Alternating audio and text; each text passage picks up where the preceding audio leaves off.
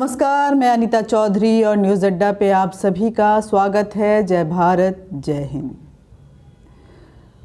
उत्तर प्रदेश चुनाव को लेकर के कांग्रेस की पहली लिस्ट आ गई है। उस लिस्ट में साउथ की अभिनेत्री अर्चना गौतम को मेरठ के हस्तिनापुर से टिकट दिया गया है और इस टिकट देने के साथ ही अगर देखें तो कई ऐसी वीडियो जो हैं अर्चना गौतम को लेकर के फ्लोट हो रही हैं जिसको लेकर के बड़ा ही मीम्स बन रहा है, उनका मजाक उड़ाया जा रहा है। मैं इस बात की सिरे से निंदा करती हूँ, खारिज करती हूँ, क्योंकि वो अर्चना गौतम एक अभिनेत्री हैं और वो पब्लिक लाइफ को लीड करती हैं। तो इस तरह की वीडियो जो हैं वो शायद आम है उनके लिए।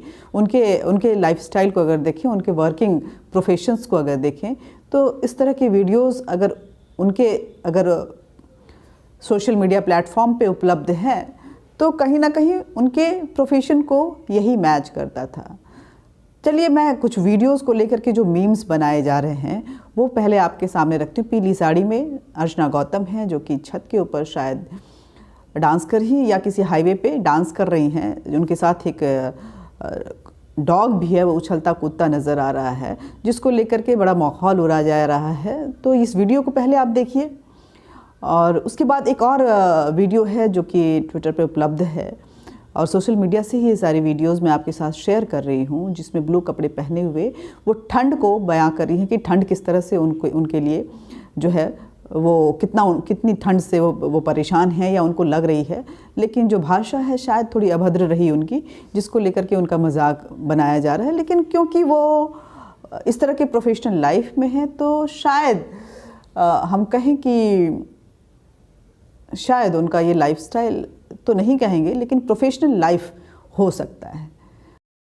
गाइस, मेरी पूरी तरीके से ठंड में तब भी मेरा फैशन खत्म नहीं हो रहा है। ठंड में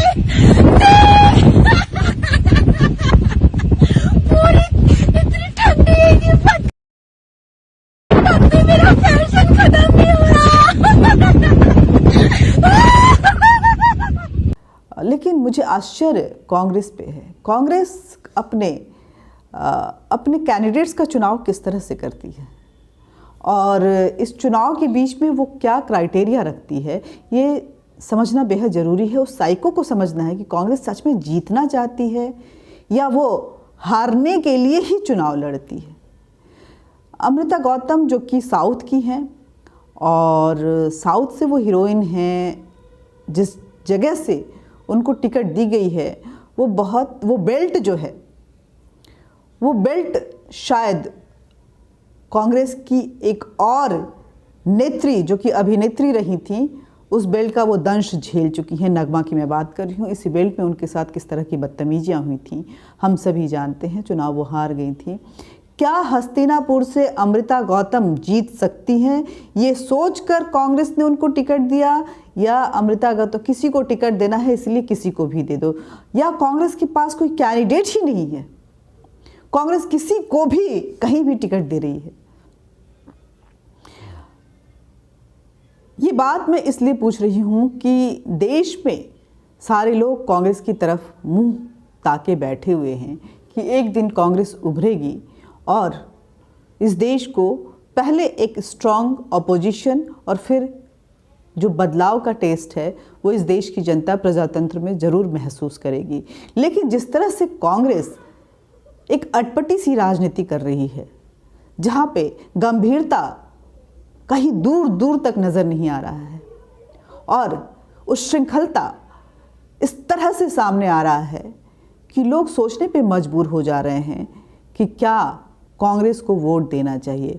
शायद अमृता गौतम का ये सीट हस्तिनापुर जो है वो आसपास के कई सीटों को प्रभावित करेगा। लोग सोचेंगे कि अरे ये तो इतने हल्के से चुनाव को लेता है, शायद कांग्रेस पार्टी चुनाव को सीरियसली लेना ही नहीं चाहती है। भारत के इस 5 साल की चुनावी प्रक्रिया में कांग्रेस ऐसा समझती है कि चलो बस चुनाव लड़ना है और सत्ता में आना है।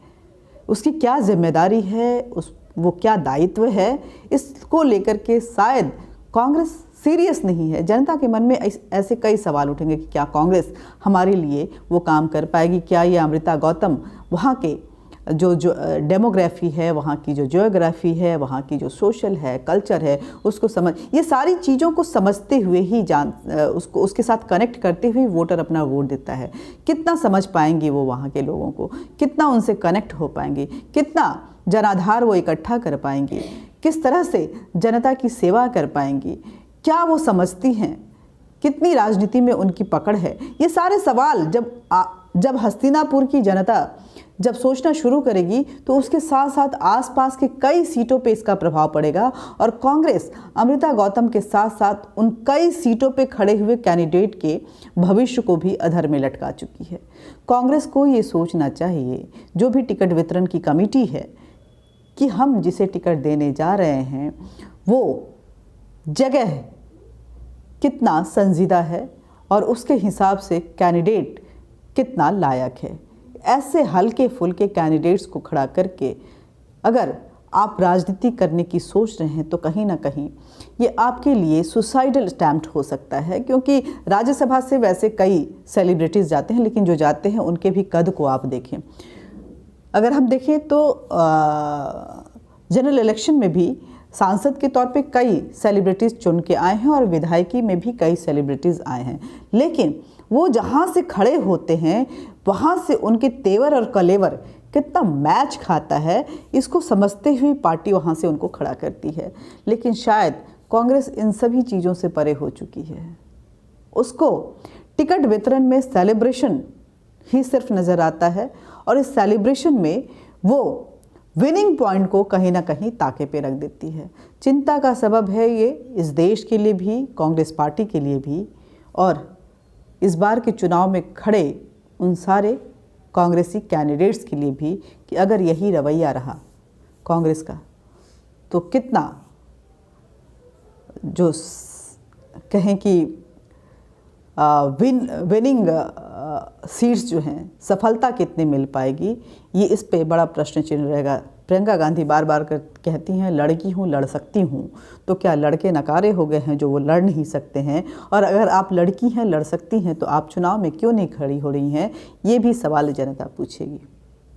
आज के लिए इतना ही कांग्रेस को लेकर के। कांग्रेस से उम्मीद बहुत है, लेकिन कांग्रेस नकारी होती जा रही है और ऐसे में बीजेपी जितनी अग्रेसिव 24/7 राजनीति कर रही है, ऐसा लग रहा है कि आने वाले समय में देश के भविष्य में बीजेपी वो एकमात्र ऑप्शन होने वाली है जिस पर जनता विश्वास कर सकती है। क्योंकि अभी तक बीजेपी के अगर मैनिफेस्टो को देखें तो ये जो क्या इस बार आया है, एक उनका पहला पोस्टर कि मोदी है तो मुमकिन है और योगी है तो यकीन है, हम कहते हैं और करते हैं, इन सभी को वो जो बातें बोल रहे हैं वो कहीं ना कहीं कुछ हद तक, यूँ कहें कि बहुत हद तक सही। कांग्रेस को अपने कैंडिडेट्स चयन में थोड़ी संजीदगी लाने की ज़रूरत है। जय हिंद, जय भारत। ये चुनावी त्यौहार है और इस त्यौहार में जनता जनार्दन होती है। ऐसे में जनता को अपने वोट का इस्तेमाल जनार्दन के तौर पे बहुत एहतियात के तौर पे रखना है। वीडियो को ज़्यादा से ज़्यादा शेयर कीजिएगा, लाइक कीजिएगा, सब्सक्राइब कीजिएगा।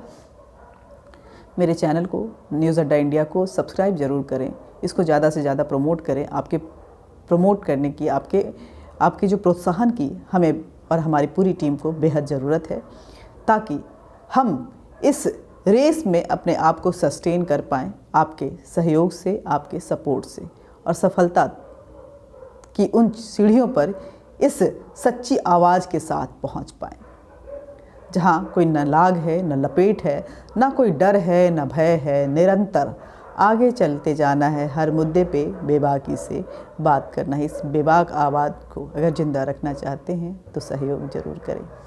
लाइक करें, सब्सक्राइब करें, वीडियो को ज़्यादा से ज़्यादा शेयर करें और अपने विचार हमारे कमेंट बॉक्स में ज़रूर रखें। जय हिंद, जय भारत।